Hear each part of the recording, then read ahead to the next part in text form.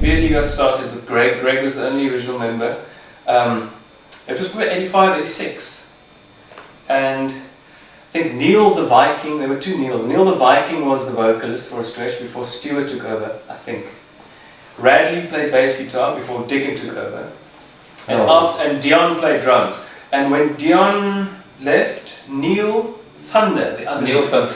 Neil Thunder. Neil Thunder played drums. While Greg started VOD in 86, Francois, myself and my older brother Henri Jacques, we had a garage band called Moral Decay. Yeah, that was a good fucking band. And we heard about... I need your sex! I need your sex! I need your sex! I was about 15, 16. We played like cover versions and made up some bullshit punk songs, and everyone kind of heard of this band VOD, but you know, it wasn't exactly, there weren't many venues where these bands could play until Archie started. Then it became quite a spot. I gave you motherfuckers your first break. I was a matric and you went. So I started DJing there. I started DJing at the Artisella pub in 1988, and it was fucking really great. We charged $2 at the door. $4 rand. We went up to $4 rand. Yeah, we went up after my time. It was about $2 rand. People died. And it was great. And like I remember VOD, then when Paul joined VOD, I don't know how he joined VOD, he can tell you more about that, but when Paul joined VOD, whatever, it's like, oh cool, yeah, I was playing and everything. Diccon you were in Phoenix. What year, when did that start? That was 88. That's when I left school.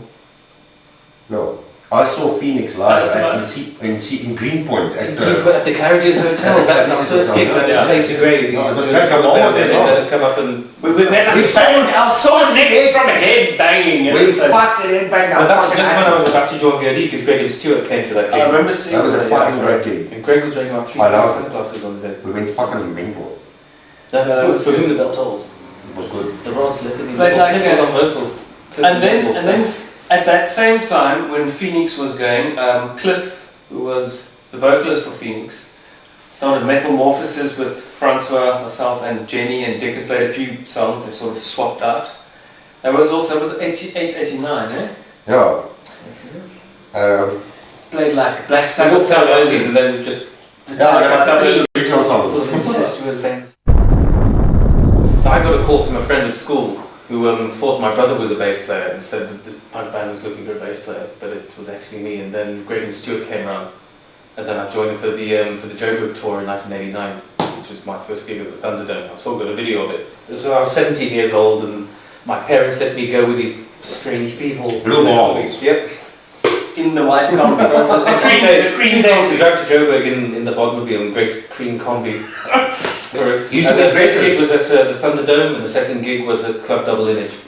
And then I joined VOD. We were sitting at Stag's Head, and Diccon and Cliff, they were starting Ravenwolf, and they were looking for a drummer. So we're sitting at the Stag's Head, and so I was like, ooh, I have this choice. Should I play for Ravenwolf or should I play for VOD? Because Metamorphosis kind of... Unfortunately, to this day. Unfortunately, chose VOD. But then my basic choice was VOD was more kind of thrash, speed metal, and Ravenwolf was more kind of Iron Maiden-y, kind of melodic. No, it was more crap. I prefer the hardcore stuff, so that's when I thought, okay, cool, I'll join VOD. And we practiced at Roxon Studios in Pepper Street. Roxon, Brian Walsh. He did our demo, recorded a horrendous demo on a four track. Everybody's a sound engineer. Yeah. And the first, actually, VOD recorded the What demo before the Roxon recording. Awful. That's what I had to practice to when I first joined the band. So then, in the late 80s, 1990, right about there, Stuart had a thing for my girlfriend at the time, and I didn't really like Stuart's vocals. He had a thing for a girlfriend. He had a thing for a girlfriend. And I didn't like Stuart's vocals. It was punk, and the music was becoming more and more metal because Diccon and I were, that's what we liked. Through through the grapevine I heard that Stuart had left the band or had been fired or whatever. To this day I still don't know whether it's Stuart started showing up late to gigs and sort of having like a casual attitude towards it. But I don't know if he wanted to go or something's going on with him and Greg, but it just kind of, it was, I don't think he was ever told to go or whatever, it just became like a thing, like an understood thing. He just never showed up to practice after a while. But I don't know what went on to this day. No. But one day he was in the band and a week later then he wasn't. It's an enigma. Fascinating. So, and when I was gone, I think Robin Stellig played. Was it Yeah, Stuart cocked off with his girlfriend, Paul left, and then Robin Stellig joined for a couple of years. In the beginning part, yeah, but I auditioned, it was with Robin. No. Was it with Robin? Yes. And I heard that VOD didn't have vocalists, so I said I should be the vocalist of VOD.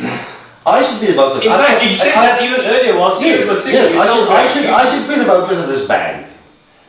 And so, but you were in the band, and then I said, but I still said to you, I should be the vocalist of the band, and you organised for me to get the audition, to do the audition. Yes, you did. I just heard about it. Well, there you go, you see. That's how the facts get heard. Nobody remembers this. Okay, anyway, so and then I went to audition for it and I sang The Path, and I think that was a March of the Mars or something. Yeah. And then Greg I can make cool, I'm in the band. Yeah. And then we had the band, and then the first lyrics I wrote for VOD was Blunt Instrument. When and why did Robin leave? He went to the Navy. And then I got a call, I don't know if Greg, but you called and told me, you sing in the band now and Robin's going to go and play drums again. Yeah, do you want to come back? But it was like, you want to come back with your tail between your legs? No, I was asked to come back with tails between their legs. Because he's the only guy who had his own drum kit. That's the only reason. The only guy in town with a drum kit. And fucking way. So then, and then I came back, and then that's when things kind of started getting more direction because it actually sounded, the music started sounding cool, as opposed to all over. And then very shortly after that, we released the 7th demo basically. And all the Trojan Horse stuff was the whole idea of releasing the Trojan Horse album. The whole Trojan Horse album was all thing. Everybody was into it, and the fans were into it. Yes, the Trojan Horse album is coming out. Yeah, for like 2 years. But it never happened, so we ended up with the Trojan Horse demo. I was all pissed off and going to leave the band, so when it came out, Greg put this big photograph of me. Yes, big! Please, you don't need big photograph. I don't know why I'm saying the band. This big photograph of me. Greg's bribe tactics. Ooh, it's going to fall for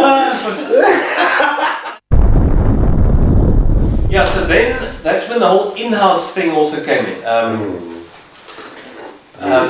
Met this guy, Greg Langness, we played at the Torture Chamber. That was actually still when Stuart was doing vocals. We drove up with Doc John and Gavin Rabinowitz came along. Yeah, that was long before Francois. That was like a whole fucking Doc John trip. But Greg Langness knew, he moved down to Cape Town and he said he knows this guy, InHouse Records. We sent the 7th demo to InHouse Records, and at the time InHouse Records like metal, death metal and that kind of music, it was really taking off all over the show. And then InHouse Records was interested in us, and they also had Debauchery, Urban Assault, Abhorrence, Axe. I found my Axe t-shirt. Retribution Denied. I still got my Axe t-shirt. I thought saved from being used as a duster. I still got them all nicely packed away. Yeah, it was like a whole big fucking thing. And when you went up to Johannesburg, you played a show, it was fucking packed. Never saw Penny of anything, never saw Penny of all the recordings we did for InHouse Records, but we'll leave that for the in-depth story. The Death of Africa was like the first metal CD to be released in South Africa with VOD, Debauchery, Retribution Denied, and Abhorrence. With a fucking awful cover. And just a terrible fucking marketing campaign. It was fucking terrible. But then we used that to contact Morbid Records, and they liked our stuff, and then they wanted us to... Did we decide we wanted to go record it because it just never worked out? No, the recordings just never worked out the way we wanted it, yeah? They offered us a deal. They heard the Black Cathedral thing, and we were the band who got contacted of other full other bands. So they wanted us to to sign to the label. But then from there, we Right. looked across the ocean. And so then we decided, so what are we going to do? We're going to go up there, record it here, and obvious choice was, hey, we have to go try something over there, because it's not like we were these superstars here in South Africa, but it was kind of, it wouldn't have gone beyond that.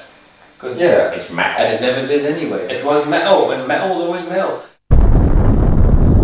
So we fucking saved up for our tickets, and we all flew over. We like bit dip, drips and drabs, first grade in then you, and then Francois and I went across and lived in a few South African squats for the first month or two. Had to try and practice and keep tight because we recorded in Academy Studios in Yorkshire. So we travelled up there to record, and it actually came out pretty cool. But before that, before we went up to Europe, we sent Morbid Records the If I Had a Soul, the epic VOD song, which two, 3 parts, on the mini disc with Needle Dive, You Master Puss, If I Had a Soul. So yeah, we recorded Needle Dive and Your Master Puss were recorded at London Connection, Wales Street. And the Biscope. Yes. And that Your Master Puss on there is the one that's on the Corpsewood compilation CD now. And it still sounds fucking cool. You play that next to the other songs, man. The demo on the Bloedrivier release is still the best Your Master Puss of all time. It's fast, man. I was young and virile. The extra the demo you get with the MP3 with the Bloedrivier, that is the best. Yeah, it's quite speedy. Then we had to tour with the album, so we did the European tour with Catatonia and Autumn Wilderness Tour. Was that 96? This was, we went up to Europe 95, 96. 95, 96, 96, the end of 96 we did the tour. So you guys can talk about that. Nothing to say about that. It was, I was always fucking hungry. I just had bad memories of it. I don't got nothing to say about that shit. Is it? Okay. Our base camp in Europe was in East Ham. We rented a house there. And It's down the road from the Ruskin Arm. yeah. That's We why played the Ruskin Arms as well. Yeah. We played the Swan in somewhere in London. We played freaking. The White Swan in Greenwich. We played the London Astoria. We played Bradford Rio in Yorkshire. Borderline. East Ham? Water Rats. East Ham. Ruskin Arms. Ruskin Arms. The old Iron Maiden bar where they started. And this was all like 95, 96. And then we did the tour with Catatonia in the Woods. The European tour is fucking amazing. It's every band's dream to go over. Live on a bus. European tour. Live on a tour bus. For a month. Bands do European tour. You get fed. Fucking fantastic. You play like every day. So the last minute, I thought we were going out as a 4-piece in the last minute. Go to a practice. So there's an extra guitar player in there. So Greg wanted a backup guitarist, so he got. You wanted that for the reunion as well. But Diccon, we all know Diccon didn't like second guitar. He loved Johan, but didn't like 2 guitars. I thought it was fine. It didn't bug me in the least. And but there were all those factors that kind of made it a bit of a miserable tour. But all the fuck that. No, but the other band members was cool. The bus driver was cool. It was really cool experience. Well, you tell us, Come on, it was fucking fantastic. The best groupies were in Ireland. Say louder so the mic can hear it. The best groupies were in Ireland. Yeah, but. And then Greg decided to go live on the Isle of Man and everything fucker. In fact, after the tour, the only person who was into it was me. I went back to South Africa. Paul just fucked off back to South Africa. I was sick of London. Bastard. I was sick of London. It was just too grey and. So you can basically having to work blame it on Paul. It was horrible. Yeah. Yeah. Didn't be the band and But it's Dickens. It's Dickens' hometown country. So I mean, it was easy for Dickon to stay behind. Yeah, because he had the accent.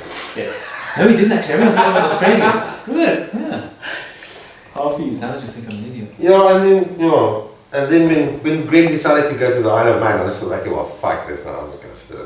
But it kind of fell apart before that. It was all the writing was on the wall. The thing is with the band. I mean, it's like anything. It's fine if everyone meet once or twice a week, practice play. But when you lump everyone together, all the little stupid little things start coming out. And people start rubbing each other up the wrong way for no reason. You get sick and good laugh. We had a really good time there. The band got on fine. It I was think other people that kind of got annoying. We were back in South Africa. Francois also back in South Africa. Greg was in Isle of Man, I think. Diccon was in London. Then Oppikopi wanted us to play there, which is like the biggest South African rock festival.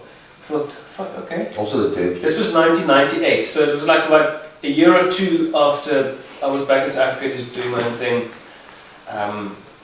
Did like a solo thing called Fate. I was fucking about on the bass guitar, which I Yes, I did vocals for that for one show. We did one show as well. It was actually before the Oppikopi Battle of the Bands. My future wife loved it. I wanted this. But then we decided, cool, let's put something together. And then Johan said he'll fly down from Namibia to play guitar. And he's got a buddy there called Tom. He'll play bass for us. He's actually a guitarist, but he'll play bass guitar. Tom Summers, an American guy. So Tom came down, but then we actually ended up using Adam, who's a guitarist for Pothole at the time, to play bass for us.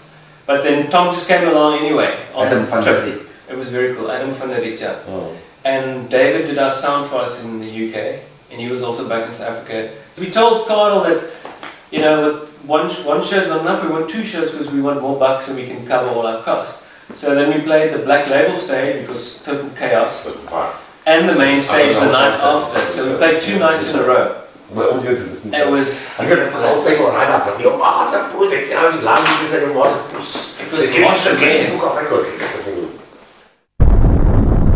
and then a year after Oppikopi, then Greg was back.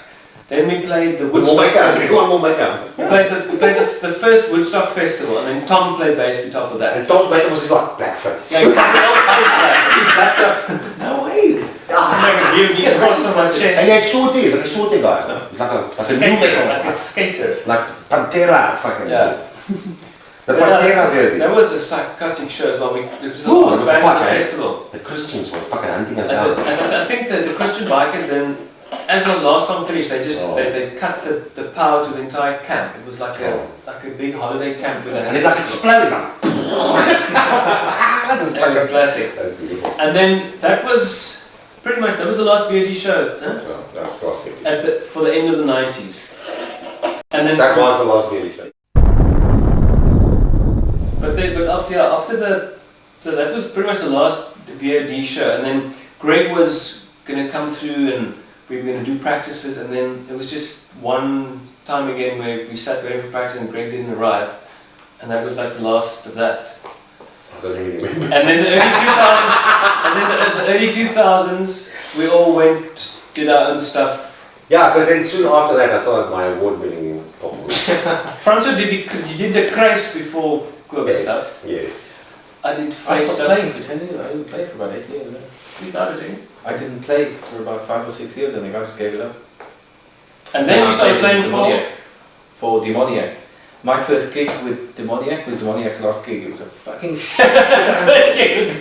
it was a fucking shambles, and I'd spent fucking... Is there none of the Asian guys in it? Yeah, the guys from that band that's really famous now. That was their first incarnation. But then you played for Dragon Force as well. And they were all really fucking drunk, and I didn't know what was going on. It was a fucking shambolic after putting so much fucking work into working on bass line. And so then I gave that up for about another 2 years or something, and then I got a call from what's his name. He said, "Come join this band." What's his name? Play this band. On the Dragon Force, I played in the You got a call from what's his name? You play this band. Trying to be diplomatic. Let's just say the names in the band. It's fine. Yeah. Now I got a call from him to play in Dragon Force, and so I did about three or four gigs with them. They were called Dragon Heart at the time. Oh yeah. And they're quite popular, huh? They are quite popular, but then I left them just before they recorded the first album. So then I went back and they never said again. And then they went back. Then it was just back to Dragon Breath again. Dragon Force, which is not really good. And when did you start Quibus? In 2000. Yes. 2000. That was like a year after we did the last VOD gig. Started Quibus. Because then I was just fucking fed up with the whole fucking metal thing as well. You know, I still enjoyed it. I still listened to metal at home and stuff like that. But I was just fed up with the whole fucking scene. It was like nobody gives a fuck all of it cunts. And then in 2002, as we all went our own direction and stuff, I started Terminatrix. And Diccon is now in Pagan Altar. Pagan Altar. How long Yeah, they're the fucking main. They were the main vocalist. Fuck it, it's awesome. When did you join them? In 2007, I think.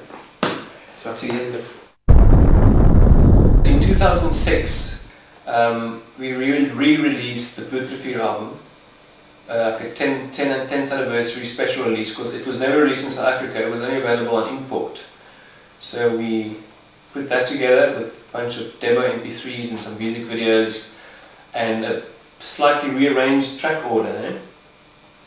Yes, the way it was supposed to be. Yeah. Yes. With funeral at the end. And new artwork and stuff. So, and then pretty much, I'm sure if we didn't do that, the reunion probably wouldn't have happened, eh? Or would it still have? And then we would have done. And then we would have done that. Yeah, it was about Maybe on not such a grand scale, but it would always have happened. No. I have no doubt.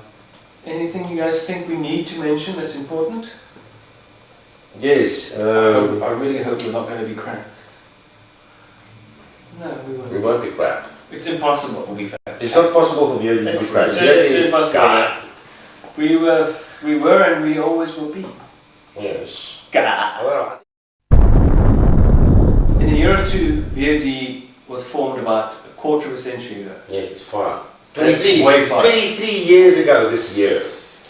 So we're doing So this next year it's tour, almost a quarter the century. 23rd year. Yeah. But look at all our other achievements around it. Yes. VOD is the nucleus, the glue that keeps our asses sticking together.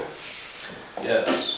Possibly. No. That doesn't sound good. The ass is sticking together. I meant it to sound like We know what you mean. I meant it to sound like Don't it. say anymore. I meant it to sound disgusting.